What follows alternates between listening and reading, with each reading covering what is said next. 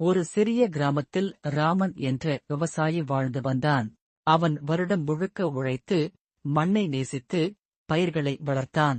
ஒரு வருடம் நல்ல மழை பெய்தது. நெல் வயல்கள் தங்க நிறத்தில் கதிர்த்தன. ராமனின் முகத்தில் மகிழ்ச்சி பொங்கியது. அப்போது கிராமத்தின் பெரியவர் சொன்னார், இது சூரியன், மழை, மண், மாடு எல்லாரின் அருள்.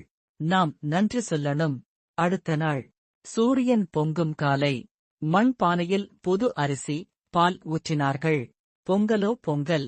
பால் கொதித்து வெளியே வந்ததும் அனைவரும் கைகொட்டி மகிழ்ந்தார்கள்.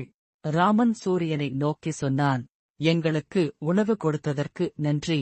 மாடுகளுக்கும் அலங்காரம் செய்து அவைகளுக்கும் நன்றி சொன்னார்கள். அன்று கிராமமே ஒன்று சேர்ந்தது.